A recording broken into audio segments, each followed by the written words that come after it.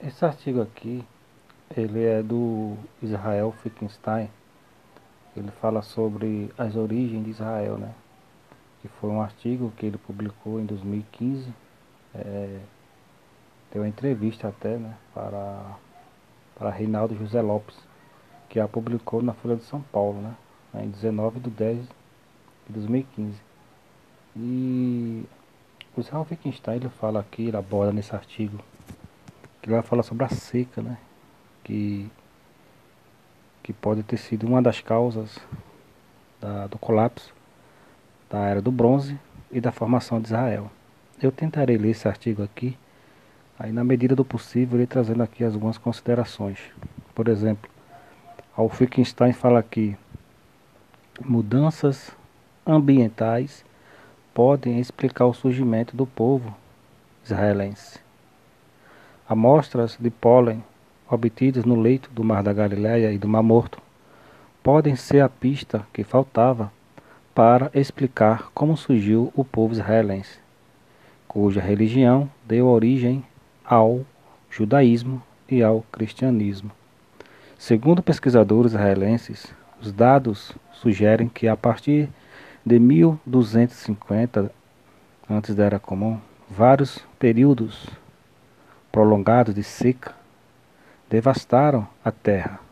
Ou seja, tanto pesquisadores israelenses como o próprio Wittgenstein, outros como o próprio Mário Oliveira, Thomas Homer, William Dever e outros pesquisadores, até da outra área mesmo, da, do, da climatologia, eles vão remontar que no ano de 1200 a 1150, a 1750 antes da Era Comum, nesse contexto aqui, houve um período prolongado de uma grande seca, né? Que se deu ali na era do final da Era do Bronze e início da Era do Ferro, ali do Crescente Fértil do Levante, especificamente ali do Oriente Médio, né? E foi uma seca de muitos séculos, né? Alguns vão atribuir mais de 2 séculos, ou seja, uma seca muito grande, fazendo com que bandos de refugiados fundassem novas comunidades de fato, na zona montanhosa da região ali de Israel, ou seja, nas terras altas, né?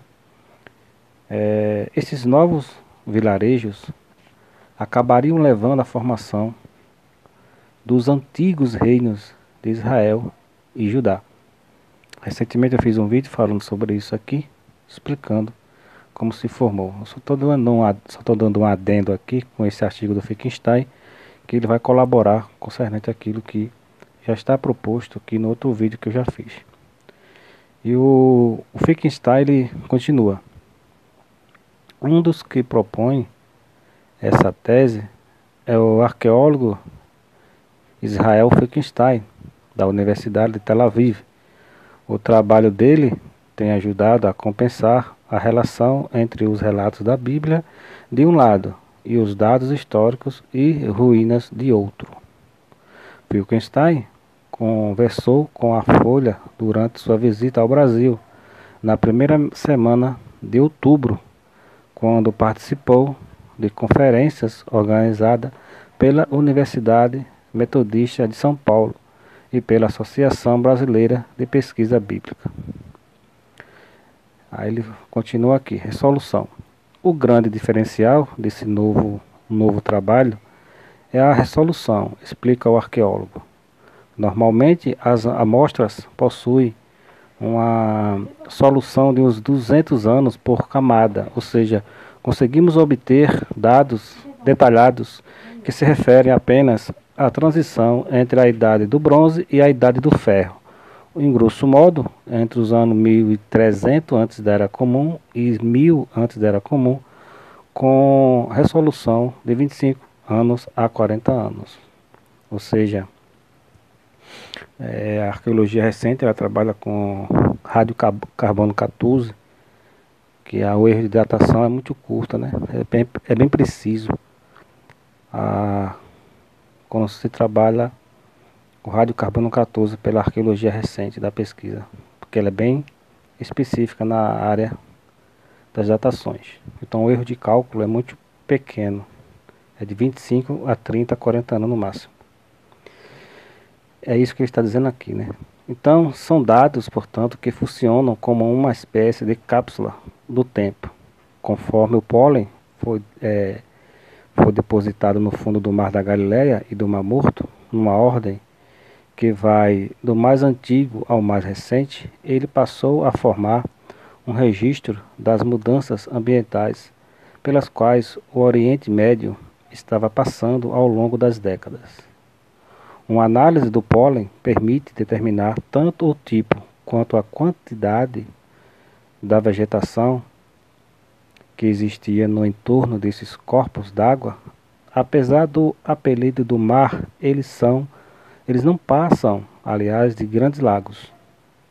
Foi assim que Wittgenstein e seus colegas arqueólogos e arqueobotânicos que estudam as plantas do passado acharam que pediram secas prolongadas numa região que já não é célebre pela abundância de água. Uma palavra resume as consequências das ondas de segurança: caos. Como os arqueólogos já sabiam, entre 1250 e 1100 a.C., os grandes impérios do Mediterrâneo na Idade do Bronze entram em colapso. Deixam de existir o Império Hitita na atual Turquia, os reinos micênios na atual Grécia e até o poderoso Egito mal consegue escapar. Antes da catástrofe, os faraós dominavam todo o atual território israelense, palestino e libanês, além de vastas áreas da Síria e da Jordânia moderna. Tudo indica que as alterações climáticas geraram tantas rebeliões internacionais, muito provavelmente ligadas às colheitas que não estavam vingando, quanto estimularam o ataque de tribos bárbaras e famintas às cidades do Oriente Médio. Então, o problema da grande seca, o problema climático, deu origem aí a várias rebeliões internas, né? Várias tribos se rebelaram, né? Uma com a outra procurando alimento. A ideia é que isso desestabilizou totalmente tanto as populações que vivem em áreas de estepe a leste do Rio Jordão, quanto muitos dos moradores das cidades-estado do litoral, conta Wittgenstein. De quebra, algumas dessas cidades foram atacadas e destruídas por invasores como os filisteus. A região montanhosa no centro da Terra Santa hoje corresponde, grosso modo, a Cisjordânia. Era o lugar ideal para fugir do caos e da fome, porque era uma área pouco povoada na época, além de relativamente fértil e não tão seca quanto outras áreas do ambiente. De fato, nas fases finais do colapso dos impérios da Idade do Bronze, é ali que começou a pipocar centenas de vilarejos rurais com localizações associadas ao que seria, segundo a Bíblia, o território original das tribos de Israel. Segundo esse cenário, hoje aceito pela maioria dos arqueólogos, o povo de Israel teria surgido dentro da própria Terra Santa, ou Canaã, como era conhecida na Antiguidade, como uma espécie de dissidência dos moradores originais da região, os cananeus. Argumentos em favor dessa ideia são o fato de que os artefatos dos primeiros vilarejos da região montanhosa são quase idênticos aos dos cananeus que viveram ali antes, né? Além de detalhe de que o hebraico é um dialeto cananeu, muito próximo do fenício, que era falado no atual Líbano. Ou seja, tanto o êxodo liderado por Moisés quanto a conquista de Canaã liderada por Josué seriam quase totalmente lendários. Aqui ele conclui, finalizando o seu artigo, ele fala aqui de Salomão, que já é outro assunto. Tá bom, pessoal? Então, o que pôde ter causado o colapso da civilização da Era do Bronze e os inícios de Israel foi aí também a grande seca no final da Era do Bronze e início da Idade do Ferro, tá bom? Tá aqui o Israel Finkelstein, um dos grandes arqueólogos respeitados da atualidade, tá bom? Forte abraço, sucesso, tamo junto, até a próxima.